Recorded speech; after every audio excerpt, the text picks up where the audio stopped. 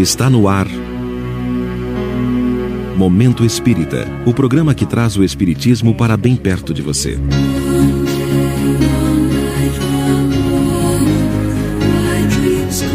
E internacional. Diretora do jornal Folha Espírita, apresentadora do programa Portal de Luz na Rede Mundo Maior de televisão, autora dos livros A Obsessão e Suas Máscaras, A Alma da Matéria, A Vida contra o Aborto, O Clamor da Vida, Nossa Vida no Além, Não Será em 2012. Diretora da Casa Assistencial Lar do Alvorecer em Diadema, São Paulo, e professora do curso de pós-graduação em Saúde e Espiritualidade. Com o tema Saúde, Bioética e Espiritismo na Construção de um Novo Mundo. Passo a palavra à doutora Marlene Nobre.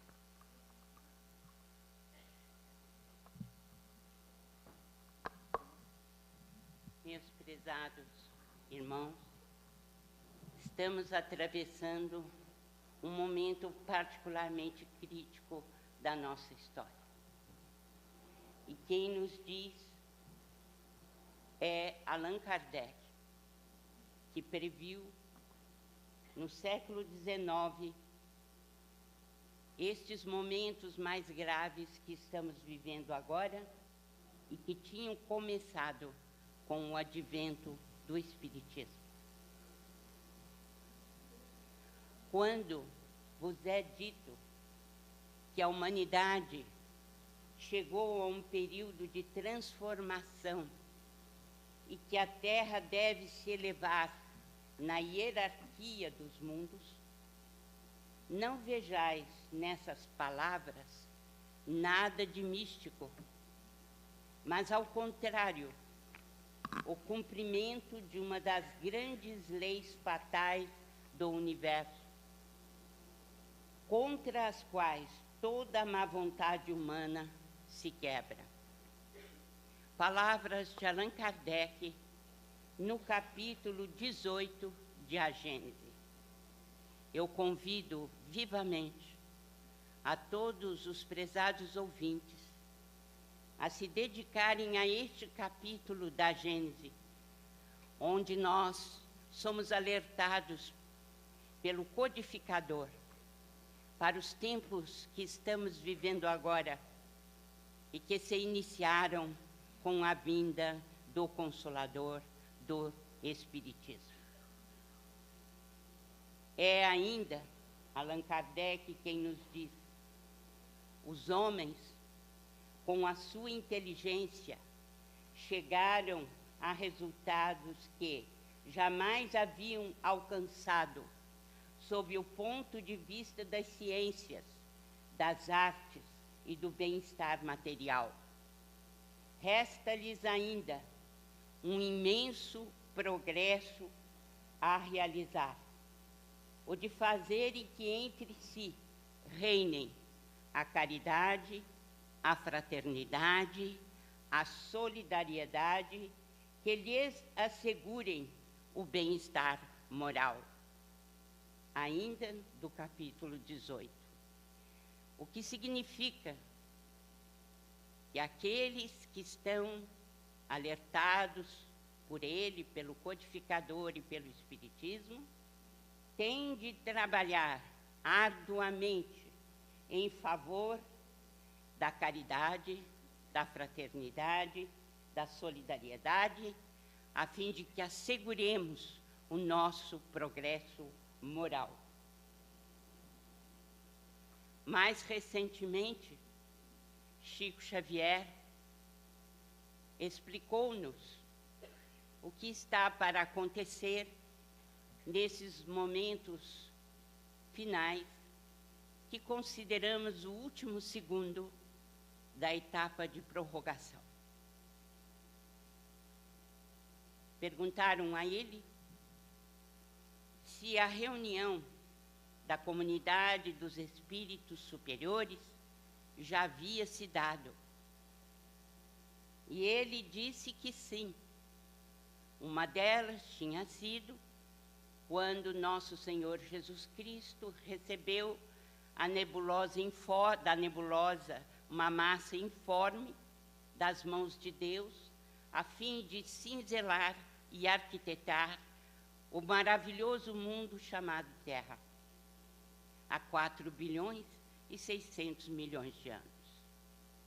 O outro encontro memorável foi quando o próprio Cristo veio à Terra, havia deliberado descer. E o terceiro encontro era esperado nas faixas mais altas da Terra, quando, do momento crítico de transformação. E esse momento se deu. Foi 20 de julho de 1969. Os Estados Unidos da América do Norte tinham acabado de pisar na Lua. Os irmãos iluminados, que fazem parte do nosso sistema planetário, reuniram-se com o Cristo, que foi o hospedeiro maravilhoso dessa reunião. Depois de muitos diálogos e debates, diz Chico Xavier, entre eles foram dadas diversas sugestões. E, ao final do celeste conclave, a bondade de Jesus decidiu conceder uma última moratória para a atual civilização no planeta Terra. Todas as injunções kármicas previstas para acontecerem ao final do século XX foram, então, suspensas pela misericórdia dos céus, para que o nosso mundo tivesse uma última chance de progresso moral. Nosso Senhor, continua Chico Xavier, deliberou conceder uma moratória de 50 anos à sociedade terrena, a iniciar-se em 20 de julho de 1969 e, portanto, a findar-se em julho de 2019. Ordenou Jesus, então, que seus emissários celestes se empenhassem mais diretamente na manutenção da paz entre os povos e as nações terrestres, com a finalidade de colaborar para que nós ingressássemos mais rapidamente na comunidade planetária do Sistema Solar, como um mundo mais regenerado ao final desse período. Meus amigos, estamos, pois, em moratória também na vida planetária. Segundo a imposição do Cristo, as nações mais desenvolvidas e responsáveis da Terra deveriam aprender a se suportarem umas às outras, respeitando as diferenças entre si, abstendo-se de se lançarem em uma guerra de extermínio nuclear. A face da Terra deveria evitar a todo custo a chamada Terceira Guerra Mundial. Segundo a deliberação do Cristo, se, e somente se, as nações terrestres, durante este período de 50 anos, aprendessem a arte do bom convívio e da fraternidade, evitando uma guerra de destruição nuclear, o mundo terrestre estaria, enfim, admitido na comunidade planetária do Sistema Solar como um mundo em regeneração. Estamos, pois, vivendo um impasse. E esse impasse é melhor descrito aqui. Nenhum de nós pode prever os avanços que se darão a partir dessa data de julho de 2019, se apenas soubermos defender a paz entre nossas nações mais desenvolvidas e cultas. nós alcançaremos a solução para todos os problemas de ordem social, a pobreza e a fome que estarão extintas com os avanços da medicina pela manipulação genética, descobriremos a cura das doenças do corpo físico. E aí o elenco continua. Mas, se ao contrário for a segunda hipótese, caso a humanidade encarnada decida seguir o infeliz caminho da Terceira Guerra Mundial, uma guerra nuclear de consequências imprevisíveis e desastrosas. Aí, então, a própria Mãe Terra, sob os auspícios da vida maior, reagirá com a violência imprevista pelos nossos homens de ciência. O homem começará a Terceira Guerra, mas quem iria terminá-la seriam as forças telúricas da natureza. Estamos, pois, diante de um impasse, o último segundo da prorrogação. E nós nos perguntamos quais seriam os impasses que se oferecem, os obstáculos, para que a gente não atinja, por exemplo, as requisições do mundo espiritual superior. E nós percebemos, então, que as associações médico-espíritas, especialmente, estão implicadas no primeiro impasse. E explico. Esse primeiro impasse na transição é a guerra entre ciência e religião. É preciso que a gente atinja o mundo ideal, ou procuremos por ele, fazendo a junção entre ciência e espiritualidade. Fazendo a junção entre ciência e religiosidade. Perguntamos aos espíritos superiores, através de Allan Kardec, de que maneira pode o espiritismo contribuir para o progresso? E a resposta: destruindo o materialismo, que é uma das chagas da sociedade. Ele faz que os homens compreendam onde se encontram seus verdadeiros interesses. Dentro da medicina, encontramos um materialismo arraigado, porque o paradigma materialista ainda está vigente na medicina atual.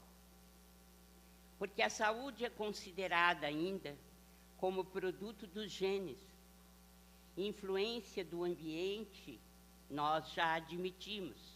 No entanto, não a influência espiritual. Peças desmontáveis sem interconexão. Isto é o que prega ou que ensina a medicina ortodoxa. A enfermidade seriam peças avariadas, né, do corpo orgânico. E o médico seria o consertador da máquina. E o que nós temos a argumentar? A medicina ortodoxa continua a pensar estritamente de acordo com a física clássica, mesmo 100 anos depois do advento das nossas ideias quânticas, afirma o Dr. Amit Goswami no seu livro O Médico Quântico. E ele tem razão, porque a mudança de paradigma na física foi impressionante. A matéria cedeu lugar à energia. O tempo é variável. O movimento é descontínuo. A comunicação é não local. A consciência é capaz de influir nos eventos e selecionar possibilidades. Tudo isto interfere na saúde humana, mas não é considerado pela medicina ortodoxa. No entanto, surgimos nós, com a medicina da alma, a visão integral do ser humano e o poder do espírito. E lutamos para que a medicina ortodoxa se deixe influenciar por esse novo paradigma, que considera saúde um estado de completo bem-estar físico, mental, psicológico, social e espiritual. Então, surgiu nos Estados Unidos, na década 1970, um novo paradigma para oferecer como mudança a medicina ortodoxa. Herbert Benson, judeu, influenciou e muito através de cursos de medicina e espiritualidade em Harvard. Não apenas cursos, mas também pós-graduação. Em 1997, reuniram-se 70 profissionais da saúde. E eles tomaram por base a definição de William James, que nos diz que espiritualidade é o lado mais belo, mais sublime do ser. E esses profissionais escreveram um livro que foi publicado pelo próprio Sistema de Saúde dos Estados Unidos, Scientific Research on Spirituality and Health. E o Dr. Harold Koenig, que já nos visitou por 2 vezes, um dos principais pesquisadores de medicina e espiritualidade da Universidade de Duke, que escreveu excelentes livros, né?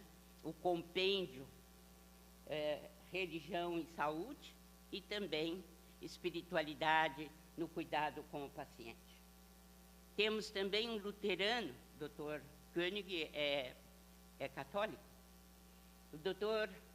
William Miller, da Universidade do Novo México, falando da integração entre espiritualidade e também no tratamento do paciente. O Dr. Koenig, já citado, nos trouxe, né, excelentes pesquisas que nos demonstram que os religiosos têm maior sobrevida, melhoram com resposta imune mais rápida. Eles têm recuperação também melhor quando internados. A diminuição do envelhecimento celular diminui a incidência de câncer, menos ansiedade e depressão, menos abuso de álcool e drogas, menos infarto agudo do miocárdio.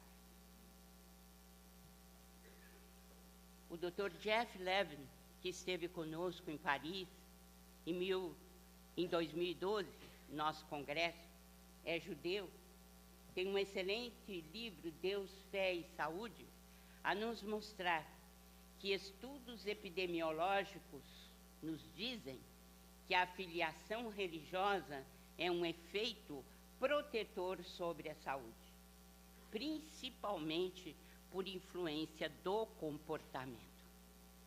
Vemos assim, caros ouvintes, que o paradigma da medicina da alma está sendo defendido e muito bem nos Estados Unidos e na Europa, sabemos também, e nós nos inserimos nesse movimento, porque a primeira Associação Médico Espírita surgiu em 1968, já indicando o planejamento espiritual para o surgimento de um novo paradigma na saúde. Nós precisamos, sim, defender pesquisas como essa, que nos dizem, em estudos recentes, que demonstraram que o cérebro é programado para acreditar em Deus, o que isso nos ajuda a viver mais e melhor. E o que dizem os materialistas? É incrível como a mente humana é fértil. Eles dizem que Deus, nós nos perguntamos, Deus criou o cérebro ou o cérebro criou Deus? Por incrível que pareça, os materialistas dizem que o cérebro criou Deus e que ele não existe. Mas a resposta do Livro dos Espíritos é clara. Que dedução se pode tirar do sentimento instintivo que todos os homens trazem em si da existência de Deus? A resposta é muito boa. A de que Deus existe, pois de onde lhes viria esse sentimento se não tivesse uma base? É ainda uma consequência do princípio, não há efeito sem causa. E quanto à evolução? Quais são os nossos argumentos? Quais são aqueles dos materialistas? Nós vemos que a própria linha evolutiva do homem, mais de 1 milhão de anos, vem mostrar que seres humanos com consciência espiritual, há mais de 100.000 anos, temos homens de Neandertais, que tinham sistema límbico, lobo parietal, lobo occipital e temporal, e podemos acompanhar o homem de Cro-Magnon, de 35.000 anos atrás. O que ele tem de diferente? Sobretudo o lobo frontal. E o que André Luiz nos diz do lobo frontal? Nós vamos ver mais para frente. Com a evolução dos povos de Cro-Magnon, o cérebro multiplicou em tamanho, principalmente nos lobos frontais. E é possível acompanhar a própria evolução humana. Mas há um adendo importante a fazer. É que há 35.000 anos vieram os exilados de Capela e contribuíram enormemente para a evolução humana.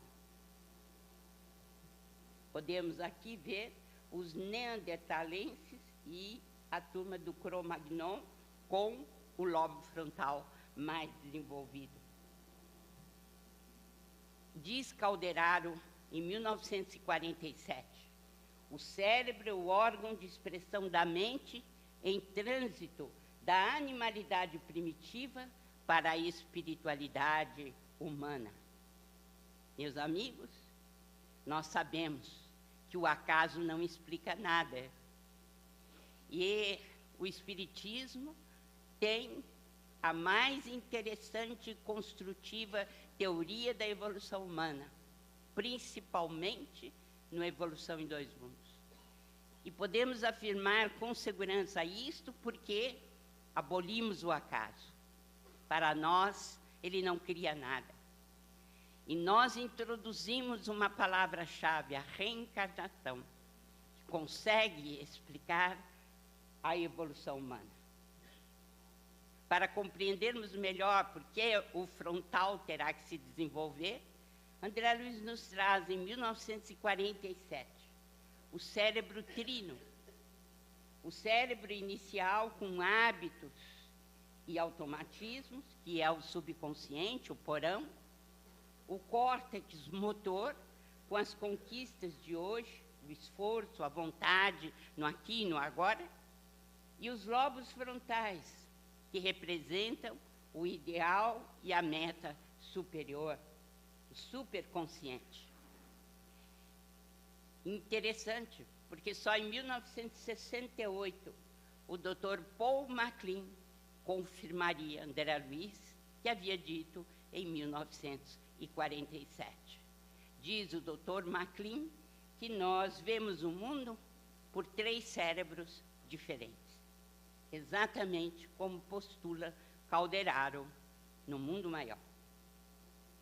E é o Dr. Mário Borregar que vai estar conosco no Medinesp 2015, em Goiânia, quem nos diz: uma evolução biológica orientada e intencional permitiu aos seres humanos moldar de maneira consciente e voluntária o funcionamento do cérebro.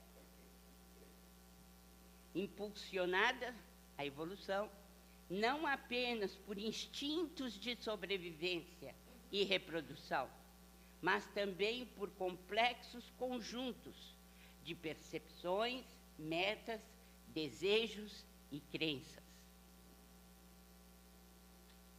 Quem nos fala que temos Deus no cérebro é Andrew Newberg, estudando a meditação entre os monges e demonstrando que é principalmente o frontal que está brilhando em sua função mais intensa no momento da meditação, o que vem corroborar os estudos de Calderaro em 1947. Também o Dr. George Moll, fazendo pesquisas sobre decisões morais. Ele nos traz a influência do frontal. Por exemplo, a área tegmental mesolímbica, o estriato dorsal e o estriato ventral, que estão diretamente ligados ao sistema de recompensa. O córtex órbito-frontal lateral, que é, por exemplo, acionado na oposição custosa, quando nós temos que fazer um donativo alto para alguma instituição. Ou o córtex frontopolar e círus frontal medial, quando a doação é custosa. Enfim, o sacrifício real por uma causa moral está sediado, esse sacrifício, no frontal. A Academia Brasileira de Ciências disse que a pesquisa do Dr. George Moll é muito importante, e nós acreditamos que o é, embora ele seja extremamente materialista, mas é justo que tiremos, né, as conclusões espiritualistas da sua pesquisa. Diz a academia: hoje sabemos que as boas ações estão relacionadas a um bem-estar mais prolongado do que as conquistas particulares, que têm um efeito momentâneo. Nós acreditamos que esta descoberta, a do Dr. George Moll, pode ter uma aplicação muito grande em termos de qualidade de vida e altruísmo, o que significa que pode melhorar a educação das nossas crianças, treinando-as para o bem desde cedo, por exemplo. E ainda, o Dr. Jeffrey Schwartz, quem nos diz: chegou a hora de a ciência enfrentar as sérias implicações advindas do fato de que, dirigida a atividade mental determinada pela vontade, pode alterar a função cerebral de forma clara e sistemática. Isto vem corroborar enormemente com a doutrina espírita, quando nos conclama ao bem, à caridade, ao amor, para que possamos impulsionar as nossas células, não apenas do sistema nervoso central, mas igualmente o nosso organismo inteiro, na resolução dos nossos problemas de forma pacífica, compreendendo que a evolução se dá a partir do bem que introjetamos dentro de nós e que o nosso espírito aglutina como algo verdadeiro para a sua evolução.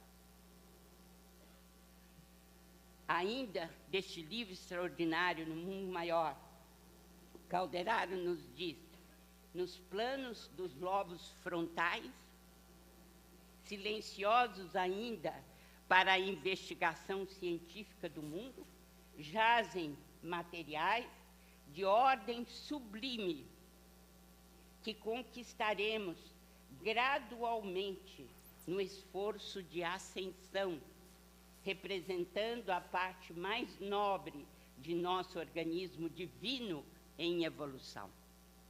Neste momento de crise, uma crise séria, que galvaniza o mundo todo, a nossa casa planetária, é importante, sabemos, que temos um papel a desenvolver, que temos algo a fazer. E principalmente, como diz Calderaro, são nos lobos frontais, na parte superior da meditação, da prece, da ação construtiva no bem, que nós edificaremos um mundo novo, não apenas para nós, mas para a humanidade inteira.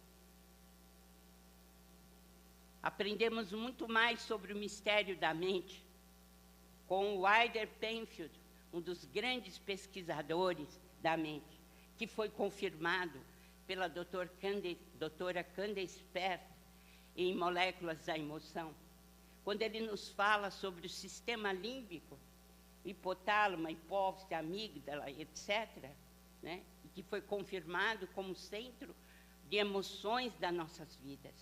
Essas emoções, elas podem ser primárias, podem estar ligadas à animalidade primitiva, mas também nós podemos ter, né, a ligação nossa com a espiritualidade superior, através de emoções muito mais refinadas que atinjam o lobo frontal. Assim, doutora Candace Pert, que nos deixou o ano passado, partiu para o mundo espiritual, nos fala sobre a interação da mente com o corpo. E é Emmanuel quem nos diz, emitindo um pensamento, colocamos um agente energético em circulação no organismo da vida. Agente esse que retornará fatalmente a nós, acrescido do bem ou do mal de que nos revestimos, em lei de amor. Igualmente, os pesquisadores Bruce Lipton e Kazuo Murakami nos explicam: os genes não controlam os seres vivos. Os pensamentos positivos, sim, têm influência sobre os genes, algo impensável há alguns anos atrás, mas que a pesquisa está demonstrando. Precisamos usar a nossa mente para ativar os genes benéficos, dizem eles. Nós temos um outro impasse, que não deixa o nosso mundo evoluir. Estamos patinando. É a desvalorização da vida. Infelizmente, esse é o paradigma materialista imperando em todo lugar. O ministro, que agora está aposentado, Dr. Carlos Aires Brito, respondendo a uma repórter, diz: o início da vida humana só pode coincidir com o preciso instante da fecundação de um óvulo feminino por um espermatozoide masculino. O zigoto humano, porém, diz ele, não é pessoa, simplesmente porque assim é que preceitua o ordenamento jurídico brasileiro. No entanto, no ordenamento jurídico brasileiro, nós temos o direito à vida no artigo 5º. Temos a personalidade civil, nascimento com vida, mas temos no Código Civil que esse respeito deve ser a partir da concepção. Por que será que eles não consideram os nossos próprios códigos? E o Pacto São José da Costa Rica, que diz: foi uma convenção assinada pelo Brasil e o Congresso Nacional ratificou pelo decreto legislativo de 26 de maio de 92. O governo brasileiro, né, fez esse decreto em 93 e que diz o seguinte: Toda pessoa tem o direito de que se respeite sua vida. Esse direito deve ser protegido pela lei e, em geral, desde o momento da concepção. Ninguém pode ser privado da vida arbitrariamente, mas, infelizmente, o próprio Supremo votou contrariamente quando permitiu a pesquisa em células-tronco. Qual o primeiro de todos os direitos naturais do homem? O direito de viver, segundo os espíritos, na questão 880. Bem, a discussão de onde começa a vida não deveria, como o próprio ministro reconheceu, ser algo de nossa especulação, porque já está implícito. O desenvolvimento embrionário tem início com a fecundação. As características do novo indivíduo são determinadas com a função dos pronúcleos através dos cromossomos herdados do pai e da mãe. Parece óbvio, claro, porque Mu e Persaud, dois grandes embriologistas, dizem claramente: o desenvolvimento humano é um contínuo que começa quando o óvulo de uma mulher é fertilizado por um espermatozoide de um homem. Quer dizer, o que vem depois disso é sofisma. No entanto, o materialismo nos chafurda em perguntas e respostas absurdas que comprometem a vida, por exemplo, admitindo o aborto. A união começa na concepção, dizem os espíritos. Desde o momento da concepção, o espírito designado para habitar tal corpo a ele se liga por um laço fluídico que vai se apertando cada vez mais até que a criança nasça. Eu vou adiantar, vão me perdoar, que eu não vou poder falar a palestra toda. Então, posso lhes dizer rapidamente, no final, que existem duas vertentes, né? Aquelas que respeitam o embrião, o da personificação, onde nós nos incluímos, e aqueles que coisificam o embrião, são os materialistas. O modelo pragmático utilitarista coisifica o ser humano, não reconhece o valor que existe no zigoto, a célula mais extraordinária do início da nossa vida. O respeito ao contínuo desaparece, e é por isso que temos hoje, com tanta facilidade, mortes no aborto, mortes na infância, mortes, né, a granel em todas as fases da humanidade. Então,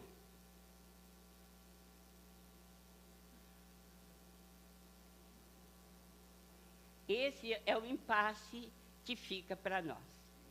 E qual a razão do impasse? Por que nós não estamos conseguindo dar o passo verdadeiro para a paz? Qual a razão? É o livro O Evangelho segundo o Espiritismo quem nos traz a explicação. Quer dizer, nós temos, no começo, o homem primitivo, só tem instintos. Quando mais avançado e corrompido, só tem sensações. Quando ele está mais instruído e defurado, ele tem sentimentos. E o ponto alto do sentimento é o amor. Então, o impasse onde está? Naquilo que Kardec colocou no capítulo 18. O homem precisa agora dar o passo definitivo na obtenção do amor, a caridade, a benevolência, o entendimento, a fraternidade. E temos inúmeros espíritos que nos dizem: os homens, com a sua inteligência, chegaram. Cantávamos hinos de louvor com Krishna, diz Eusébia. aprendendo o conceito da imortalidade da alma, à sombra das árvores augustas que aspiram aos cimos do Himalaia.